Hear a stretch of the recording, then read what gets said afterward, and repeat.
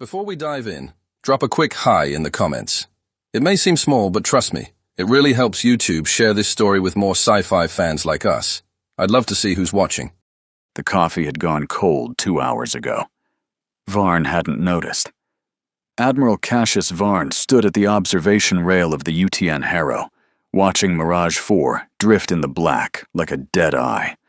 Gray, cratered, worthless, if you didn't know what lay beneath its surface. He knew. He had spent 10 years killing to protect it. Behind him, the bridge moved with quiet precision. 31 officers at their stations.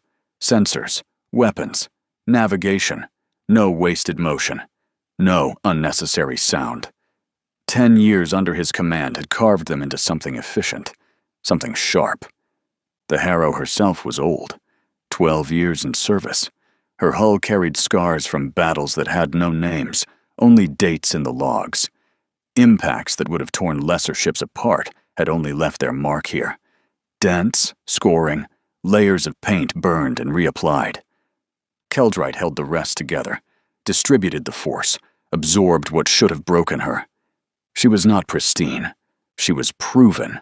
She was his, and in 9 hours, she would belong to someone else. Admiral? Varn turned. Commander Breck, his executive officer, crossed the bridge with a datapad in hand.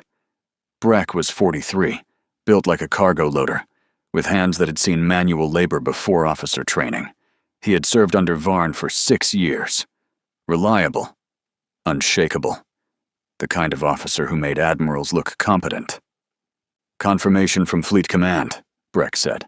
Admiral Null's transport is on schedule. Arrival in 9 hours, 14 minutes. Varn took the datapad, read it. The words were simple. Transfer of command. Effective upon arrival. Standard procedure, nothing personal. He handed it back. Prepare the transfer files, he said. Sector status, fleet disposition, ongoing operations. Everything. Already started. Should be ready in 3 hours. Good. Varn looked back at the viewport. Mirage 4 turned slowly in its orbit. On the surface, mining platforms worked around the clock. Automated drills. Processing facilities. A skeleton crew of human supervisors rotating through months-long deployments. The work never stopped, because the demand never stopped. Keldrite. The word meant nothing to most people in the inner colonies. They did not know why their ships survived battles that should have torn them apart. They did not know why hull breaches sealed themselves, why impacts that should have cracked a vessel in half only left dents. They lived in safety and never asked questions. Varn knew. He had seen ships without Keldrite. He had watched them die. The alloy changed everything. Integrated into hull plating, it absorbed kinetic force. Distributed energy weapon impacts across the entire structure, allowed controlled deformation without catastrophic failure. A ship with Keldrite could take punishment that would vaporize standard construction. And humanity had learned to use that, not just for defense, for offense.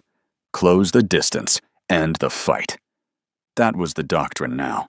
Keldrite reinforced prows, angled impact surfaces, ships designed to survive collision, to use collision as a weapon. The aliens had never seen anything like it. They fought at range. They valued formation and firepower. They could not understand a species that accelerated into them and kept fighting. Varn had spent years perfecting it. Every battle taught something. Every loss refined the method. His fleet was not just equipped with Keldrite. They were trained to use their ships as weapons. And today was his last day. Anything else on the board? He asked.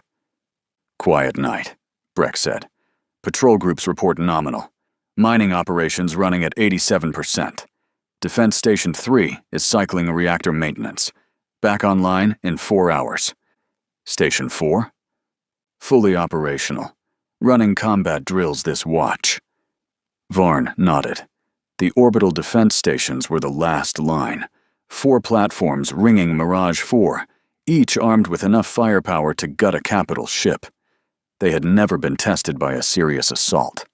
The fleet had always intercepted threats before they reached the moon. That was the job. Stop them in space, never let them reach the ground. He walked to the tactical display. A holographic map of the sector floated above the central console. 45 green markers spread across the grid. His fleet. Battlecruisers, destroyers, frigates, positioned in overlapping coverage zones, ready to consolidate within 2 hours at any point. 10 years of constant pressure had built this. The sector had never known peace. Raider clans testing the perimeter, alien incursions probing for weakness, corporate saboteurs trying to smuggle Keldrite samples off-world. The threats changed faces, but never stopped coming. And Varn had met them all. He had buried good officers, lost ships he could not replace, made decisions that haunted him in the hours before sleep came. But the line held. The mines operated. The convoys reached the inner colonies. That was all that mattered. Admiral, Lieutenant Spencer at Sensors, young, sharp, recruited straight from the academy and blooded within his first month. He had the instincts. Contact at sector boundary, Spencer said. Multiple signatures. Bearing 047, distance 32 million kilometers. Varn moved to the sensor station. The display showed a cluster of red markers emerging from the transit corridor. The corridor was a natural approach vector. Anyone coming into the sector from the fringe used it. Too convenient. Too predictable. How many? Still resolving. Spencer adjusted the scan parameters. His fingers moved with practiced speed. 15 confirmed. More behind them. The corridor is masking additional signatures. Configuration? Mixed. Some read as Jar warship profiles. Others match Moric attack craft. Several unknowns. Likely mercenary hulls. Jar and Moric. Together. That was wrong. The Jar were reptilian, cold-blooded, clan-based. They fought for honor and conquest. Their ships were designed for long-range bombardment, standing off at distance and hammering targets with coordinated fire. They valued formation discipline above all else. The Moric were insectoid, hive-adjacent but individually minded. They fought for profit and practical advantage. Their ships were fast and fragile, swarm tactics, overwhelming numbers of small attack craft that could harass and overwhelm. The two species did not trust each other. They did not fight together. Their doctrines were incompatible. Unless someone had forced them together. Keep tracking, Varn said. Full resolution. I want to know exactly what we are facing. Aye, Admiral. Breck appeared at his shoulder. Raid? Too many ships. Varn watched the count rise. 18, 21, 24. This is not a raid. Incursion? We have not seen a major push in 3 years. No. Varn felt something cold settle in his chest. An instinct. A warning. This is something else. Final count, Spencer said. 29 ships. 6 Jar warships. Heavy configuration. 14 Moric attack swarms. Each swarm consisting of 4 to 6 fast attack craft. 8 vessels of mixed origin and configuration. Likely mercenary contractors. 29 ships. A significant force. Not enough to overwhelm the sector, but enough to do real damage. One additional contact, Spencer continued. Cruiser class. Configuration matches a modified Terran hull. He paused. Anomalous reading. Partial Keldrite signature in the hull plating, but also alien technology integration. Jar shield generators. Moric sensor arrays. Partial Keldrite signature. Varn knew the ship before Spencer finished speaking. Identify the vessel, he said. Cross-referencing registry now. Spencer frowned at his display. No match in current fleet records, but the base hull configuration is consistent with a Resolute-class cruiser, UTN construction, approximately 15 years old. You will not find it in the active registry. Spencer turned. Admiral? The ship is the Fang of Avarice, Varn said without looking away. Formerly UTN Reliance, stolen during a prisoner transfer 6 years ago, just before Breck came aboard. The bridge went quiet. The hum of systems continued, but the human sound stopped. Officers looked up from their stations. They knew the name. Everyone in the sector knew the name. "Solon," Breck said. "Yes." "Lieutenant Commander Dre Solon." The word had become a curse in Alpha Centauri, a cautionary tale. The officer who had everything and threw it away for greed. Solon had been brilliant. Top of his class at the academy, fast-tracked for command, assigned to the logistics division overseeing Keldrite shipments because he was too valuable to waste on patrol duty. He had access to schedules, manifests, security rotations. And he had used that access to steal. For months, shipments had gone missing. Small amounts at first, then larger. The Keldrite appeared on black markets across the fringe, selling for prices that could buy warships. Internal investigations found nothing. Security protocols were followed. The system was working. Until it was not. An informant sold Solon out. A rival in his network who wanted a larger cut. Military intelligence traced the sales back to him. They found hidden accounts, forged documents, a network of contacts stretching across a dozen systems. Varn had ordered the arrest personally. Solon had not resisted. He had smiled, cooperated, walked into custody like a man who knew something no one else did. During transfer to the tribunal, he had killed 4 members of his escort crew, took their weapons, seized the Reliance, vanished into the black. 2 years of manhunts found nothing. Solon had prepared his escape for years. Safe houses, false identities, allies waiting in the fringe. He had built a life beyond the law long before the law caught him. And now he was back. "Incoming transmission," Lieutenant Corin at Communications said. "Open channel broadcast. Wide spectrum. They want everyone to hear this." On screen. The main display flickered. Static. Then a face. 6 years had changed Dre Solon. His hair was longer, pulled back from a face that had grown lean and hard. A scar ran from his left temple to his jaw. His eyes had lost whatever pretense of warmth they once held. Behind him, an alien bridge crew worked at stations that blended Terran design with foreign technology. Jar and Morik together, following a human's orders. But the smile was the same. The arrogance. The absolute certainty that he was the smartest person in any room. "Admiral Varn." Solon spread his arms wide. "You look older. Command must be wearing you down." Varn said nothing. "I heard you are retiring," Solon continued. "Stepping down. Passing the torch. Such a shame. I wanted to make sure I was here for your last day. Consider this my farewell gift to you. State your intentions. Direct as always. No small talk. No pleasantries." Solon shook his head. "That is what I always admired about you, Admiral. You never wasted time. So, I will not either." He leaned forward. "I want Mirage 4.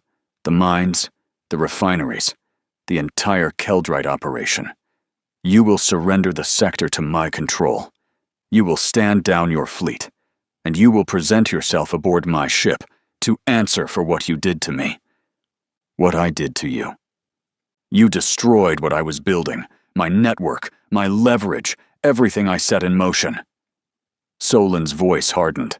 "I was going to own this sector, control the flow of Keldrite, and you took that from me.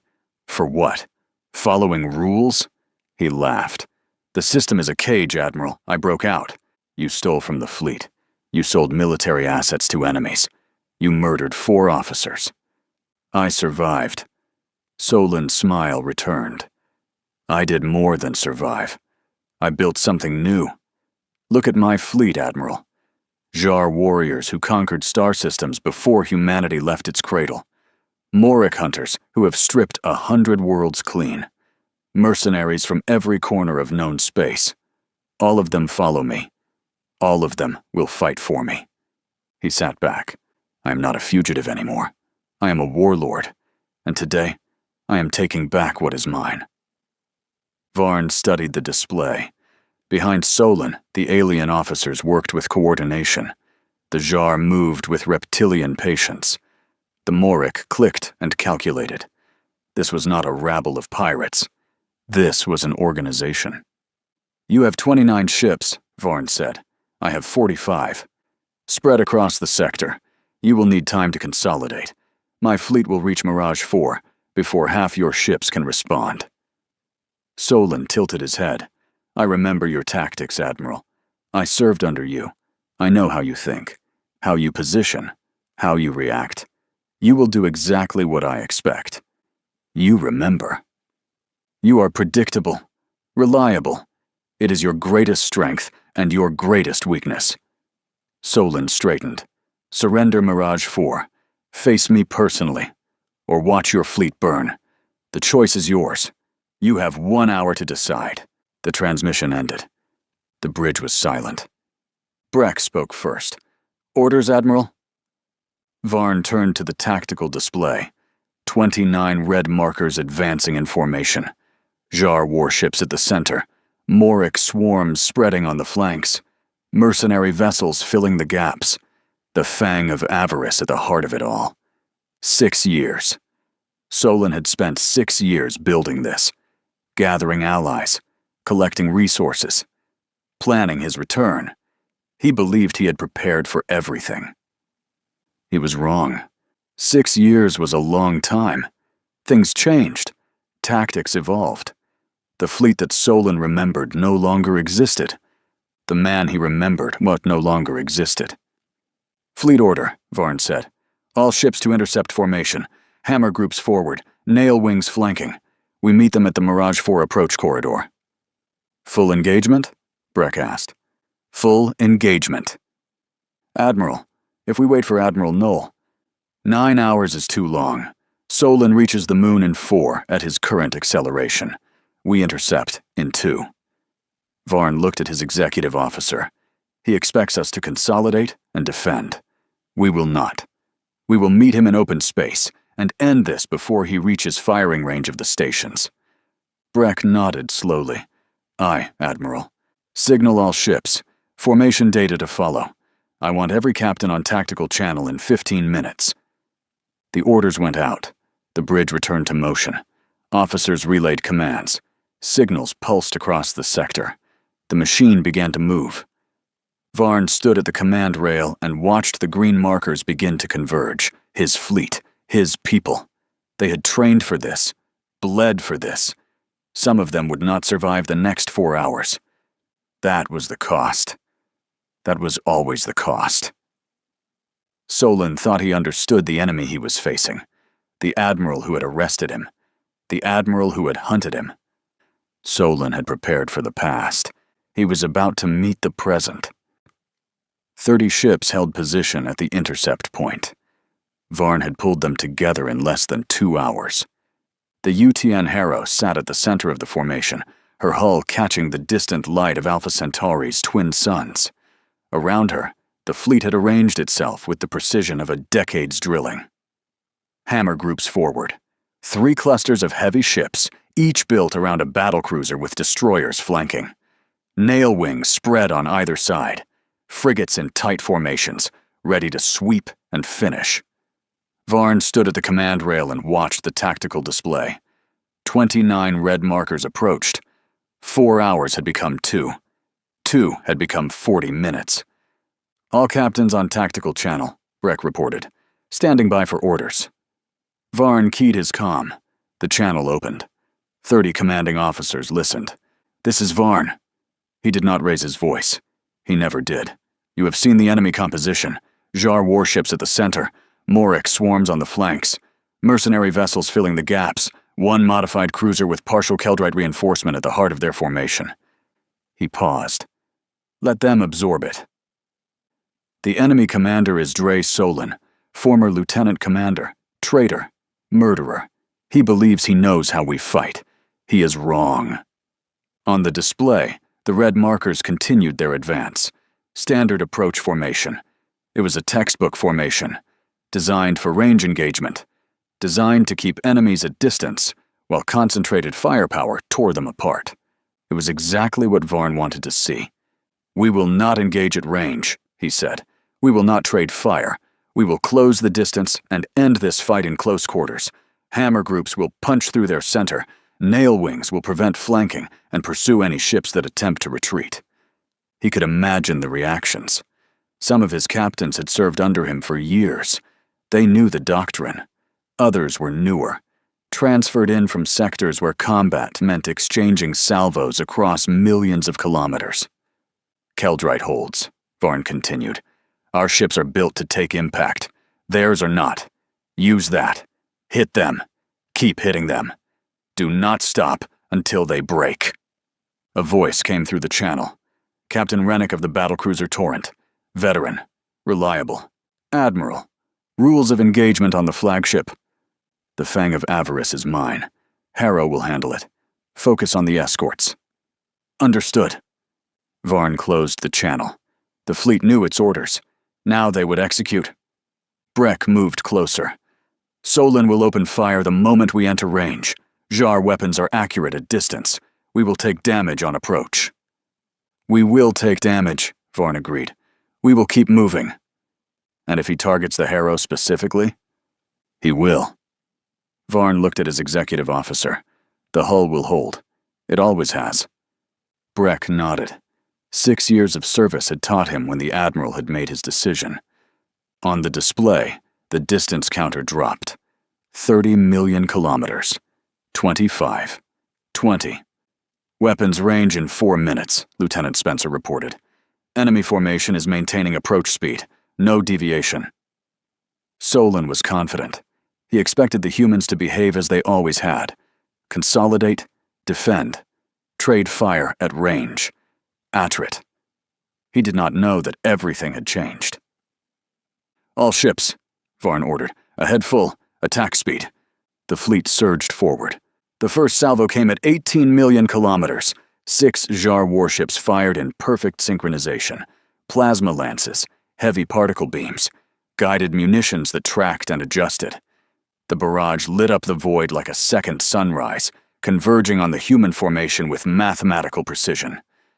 On the Harrow's bridge, alarm screamed. Incoming fire, Spencer called. Multiple impacts in 12 seconds. Maintain course, Varn said. All ships, do not deviate. The barrage hit. The Harrow shuddered. Impacts rippled across her forward hull. Plasma splashed against Keldrite plating, dispersing into harmless light. Particle beams scored the surface, leaving black streaks but no breaches. Guided munitions detonated against the angled prow, their force absorbed and distributed. Across the formation, the story repeated. Ships rocked. Hulls glowed. Damage reports flooded the tactical channels. No breaches. No critical systems. No kills. Damage assessment, Breck demanded. Forward plating at 92%, the damage control officer reported. Superficial scoring on sections 3 through 7, all systems operational. The Jar fired again. Another coordinated salvo. Another wave of destruction crossing the void. The human fleet did not slow down. Distance closing, Spencer said. 15 million kilometers. 14. Varn watched the display. The red markers grew larger. The Jar formation held steady, pouring fire into the approaching humans. They expected the enemy to falter, to take cover behind the heavier ships, to return fire and engage in the attritional dance they understood. The humans kept accelerating. They are not stopping, someone said on the Jar tactical frequency. The transmission was intercepted, translated, and displayed on a secondary screen. A Jar captain, his voice carrying the harmonic undertones of stress. Why are they not stopping? Varn almost smiled. 12 million kilometers. 10. 8. The Morok swarms began to move. 14 clusters of fast attack craft, each swarm containing 4 to 6 vessels. They swept wide, trying to flank the human formation, to get behind the heavy ships and strike at vulnerable engine sections. Nail wings, Varn ordered. Intercept the swarms. Do not let them behind us. The frigates broke formation. Tight clusters of 4 peeled away from the main body, angling to meet the Morok threat. They did not fire. They accelerated. The Morok saw them coming. Fast attack craft against frigates. The first collision happened at 6 million kilometers from the main engagement. A UTN frigate, the Candor, hit a Moric attack craft at a closing speed that turned both ships into kinetic weapons. The Moric vessel shattered. Fragments sprayed across space. The Candor emerged from the debris cloud with her prow crumpled but intact. She immediately turned toward the next target. The Moric swarm scattered. "They are insane," a Moric commander transmitted. The translation rendered his clicking speech into flat words, but the meaning was clear. They are using their ships as weapons. Across the flanks, the same scene repeated. Frigates hunting attack craft, closing distance, forcing collisions. Moric ships that tried to evade found themselves herded into kill zones. Those that stood their ground were broken on Keldrite prows. The swarms began to retreat. At 4 million kilometers, the hammer groups hit the Jar center. 3 battlecruisers led the charge: the Torrent, the Blackwall, the Render. Each one massed 800,000 tons. Each one had been rebuilt 3 times over the past decade, her original frame layered with Keldrite reinforcement, until she was more battering ram than warship. The Jar warships saw them coming. They fired everything. Plasma, particles, missiles. The void between the fleets became a wall of energy and metal. The battlecruisers did not stop.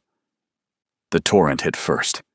She struck a Jar warship amidships, her angled prow designed for exactly this moment. The impact was catastrophic. The Jar vessel crumpled, her spine broke, atmosphere vented in explosive plumes. Secondary detonations rippled through her hull as power systems failed. The Torrent pulled back, her prow dented, but unbroken. Her guns came online. Point-blank fire into the crippled enemy. The Jar ship died. Around her, the engagement became a brawl. Destroyers rammed escorts. Frigates finished crippled vessels. The Blackwall took a Jar warship head-on and drove straight through her, emerging from the wreckage with half her forward sensors destroyed, but her weapons still firing. The Jar formation collapsed. They were not built for this. Their doctrine was range, formation, coordinated fire. They had never faced an enemy that charged into their guns and kept coming. They had never felt their ships shatter against hulls that refused to break. Throat flares spread across Jar bridges. Tails went rigid. Panic signals flooded their command channels. "Break formation!" a Jar captain screamed. "All ships, break formation and retreat!" They tried. The human fleet did not let them. Destroyers pursued fleeing warships, closed the distance, rammed them from behind. The Jar ships were faster in a straight line, but they could not outrun enemies who did not care about survival. One by one, the Jar warships died. On the Fang of Avarice, Dre Solon watched his fleet disintegrate. The bridge was chaos. Moric officers clicked frantically at their stations, calculating trajectories and survival odds. Jar commanders shouted demands for explanation, their throat sacs inflated with fury and fear. Mercenary captains transmitted desperate requests for orders. Solon ignored them all. He stared at the tactical display. 14 ships destroyed, 8 more crippled and drifting. The Moric swarms had scattered. The Jar center was gone. The mercenaries were running. 15 minutes. It had taken 15 minutes. His first officer, a Jar named Corax, turned to face him. The reptilian's scales had gone pale, a sign of extreme stress. "The humans are ramming us," Corax said. "They are using their ships as impact weapons. Our hulls cannot withstand the collisions. Their hulls can." "I know what Keldrite does." "Then you know we cannot fight them at close range. We must retreat. Re-establish distance. Find another approach." Solon's jaw tightened. Retreat. The word tasted like ash. He had spent 6 years planning this, building his fleet, gathering allies, preparing for the moment when he would return to Mirage 4 and take what was his. He had studied Varn's tactics, memorized his patrol patterns, anticipated his responses. But this was not the Varn he remembered. The Admiral he knew was cautious, methodical. He positioned his fleet for defense and let enemies come to him. He traded fire at range, using Keldrite's defensive properties to outlast opponents. He did not charge. He did not ram.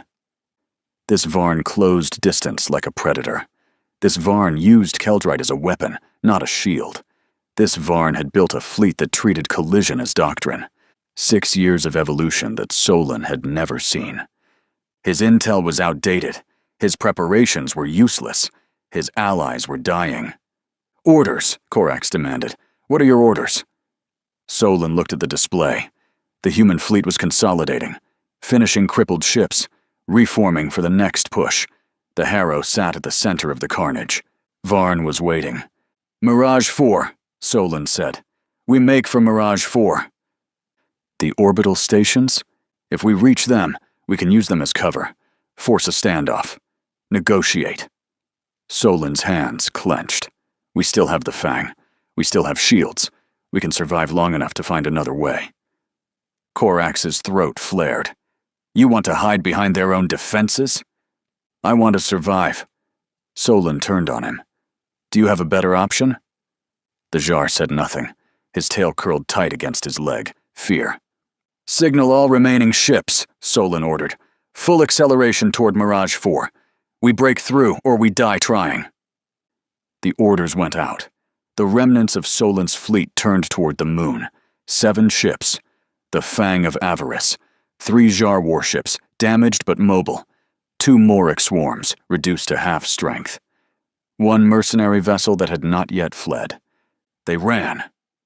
On the Harrow, Varn watched them go. "They're making for the moon," Breck said. "If they reach the orbital stations, they will not reach them."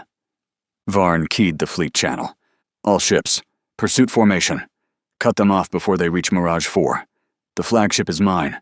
Handle the escorts." The fleet surged forward. The Harrow led the charge. Her engines burned hot, pushing the old dreadnought faster than her designers had ever intended. Around her, the surviving ships of the Alpha Centauri Defense Force followed. 30 had become 26. 4 ships lost to collision damage, their crews evacuating to rescue shuttles. The mission continued. Ahead, the 7 red markers accelerated toward Mirage 4. Solon was desperate now. Varn could see it in the erratic course corrections, the ships jockeying for position, the formation breaking apart as faster vessels pulled ahead of damaged ones. There would be no organized defense, no coordinated resistance, just a broken fleet trying to reach safety. "Distance to intercept," Varn said. 6 minutes at current acceleration, Spencer reported. "We will cut them off 3 million kilometers from the defense station perimeter. 3 million kilometers. Close enough to see Mirage 4 in the viewports. Close enough to taste safety." Varn stood at the command rail and waited. Solon had come for money and revenge. He had prepared for 6 years. But the past was dead. The present was all that mattered. And in the present, there was only one way this ended. "Signal the Fang of Avarice," Varn said. "Open channel." Breck looked up. "Admiral?" "I want him to see it coming." The channel opened. Solon's face appeared on the display. Sweat on his brow. Fear in his eyes. The arrogance was gone. "Varn." The name came out as a rasp. "You should have stayed gone," Varn said. "I can negotiate. The Jar have resources. The Moric have contacts. We can make a deal." "No. I have information, trade routes, black market networks, things that could help the fleet." "No." Solon's composure cracked. "What do you want?"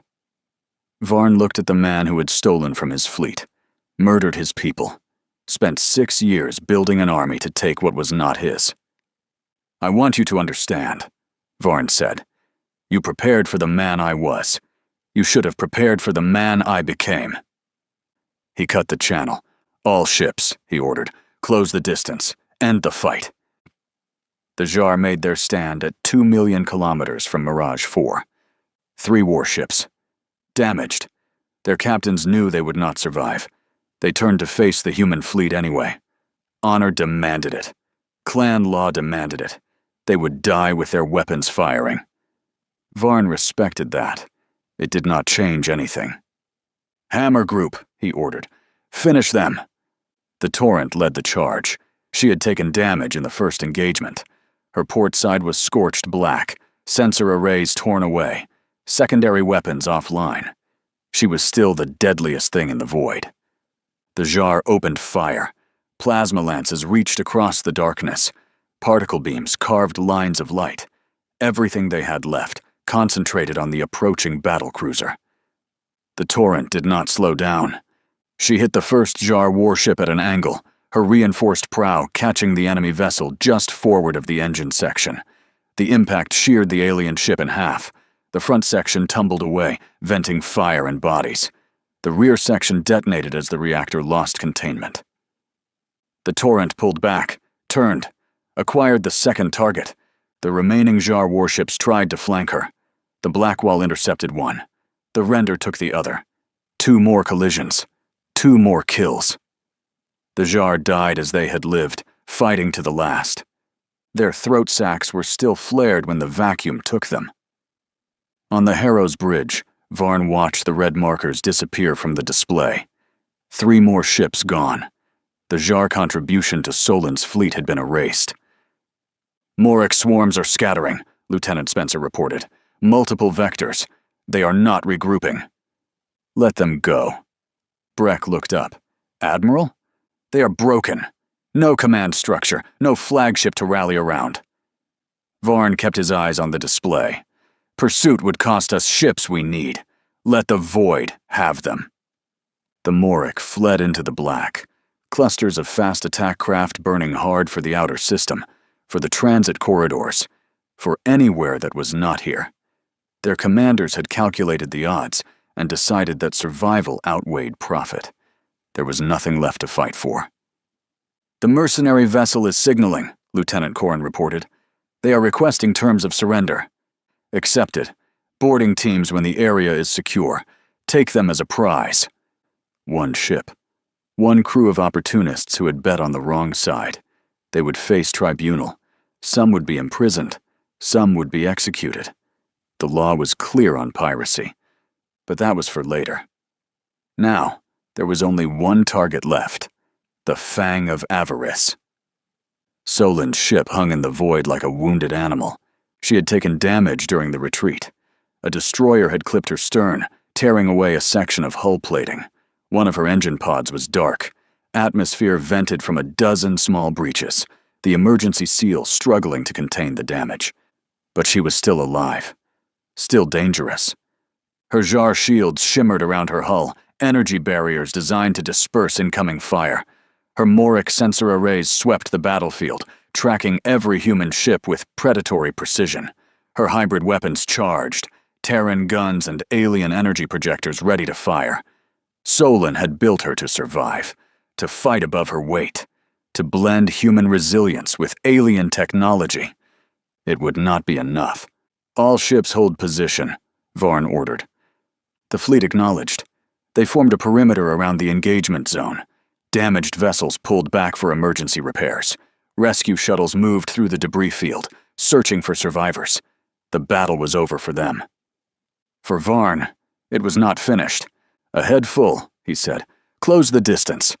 The Harrow surged forward. Her forward hull was blackened from the earlier engagement. Plasma scoring layered over particle burns, layered over the dents of a dozen previous battles. She had never been beautiful. She had always been effective. 12 years of service. 10 years under Varn's command. She knew what was coming. Her crew knew what was coming. "Fang of Avarice is maneuvering," Spencer reported. "She is trying to maintain distance, using her remaining engine power to stay ahead of us. She cannot outrun us forever. Her engine is damaged." "Confirmed. At current acceleration differential, we intercept in 4 minutes." 4 minutes. The Fang opened fire. Hybrid weapons blazed. Terran railgun slugs mixed with alien energy pulses. The barrage was accurate, guided by Morek sensors that tracked the Harrow's every movement. Impacts rippled across the Dreadnought's hull. Alarms screamed. Damage reports flooded the bridge. "Forward plating at 81%, the damage control officer called. "Section 5 showing stress fractures. Recommend reducing approach speed." Negative, Varn said. Maintain acceleration. More fire. More impacts. The Harrow shuddered with each hit, a secondary explosion somewhere in the port quarter. Varn stood at the command rail and did not move. 3 minutes to intercept. The Fang tried to turn. Her remaining engine flared, pushing her into a lateral maneuver. She was trying to get behind the Harrow, to use her speed advantage to circle and strike from an angle. It was a good tactic. It would have worked against most ships. Nail Wing 3, Varn ordered. Cut off her escape vector. 4 frigates broke from the perimeter. They angled to intercept the Fang's new course, forcing her back toward the Harrow. Solon had nowhere to go. He is launching countermeasures, Spencer reported. Decoys, sensor ghosts. He is trying to confuse our targeting.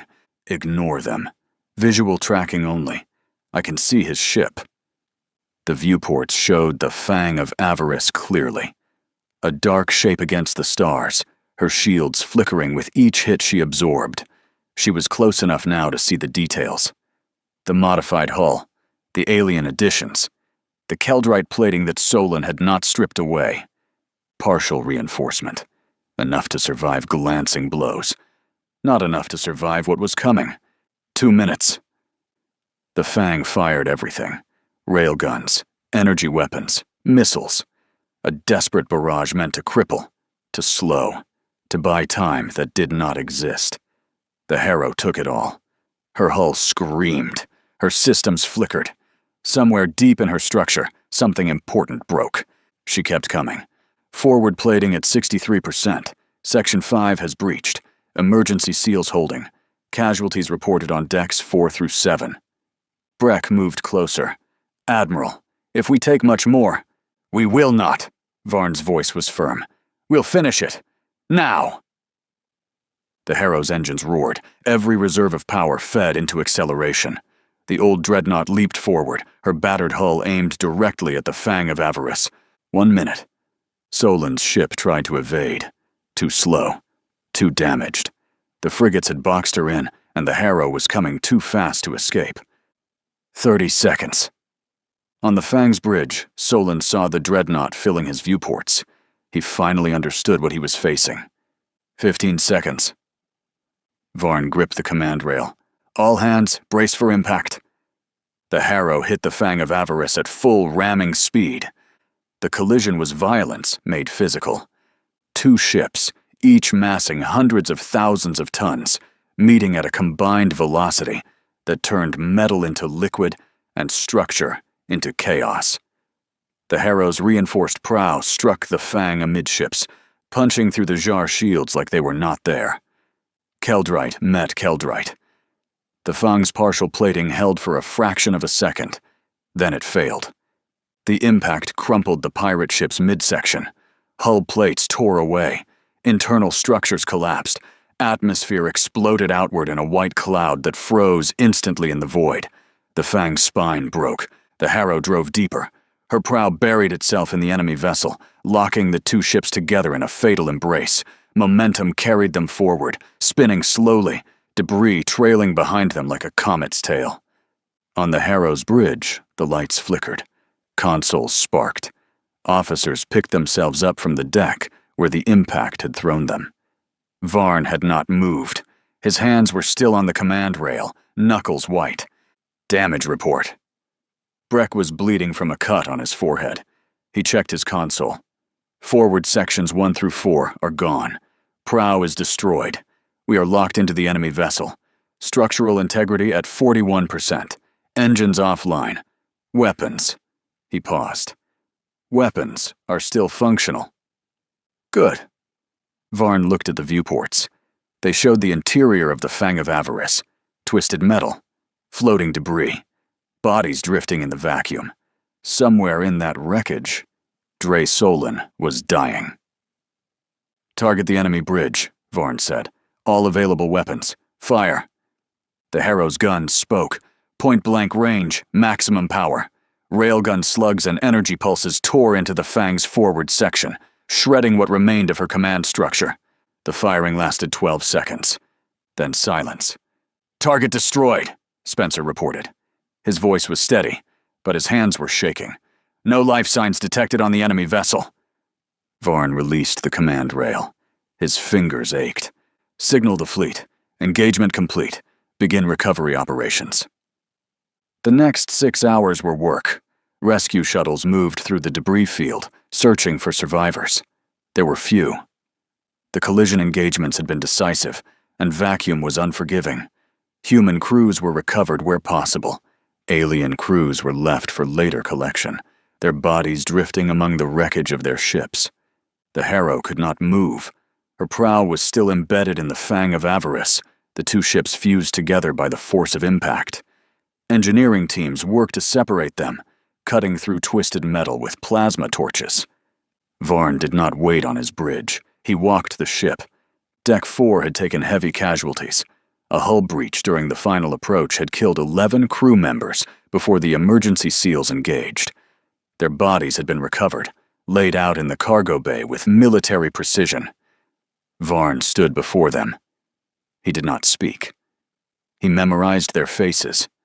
Deck 7 was worse. A fire had broken out during the collision, fed by a ruptured fuel line. 16 dead, 23 wounded. The medical bay was overwhelmed. Varn visited the wounded. He did not offer comfort. He offered presence. He stood beside their beds and let them see that their commander was still alive, still standing, that the battle had been won. Some of them would not survive the night.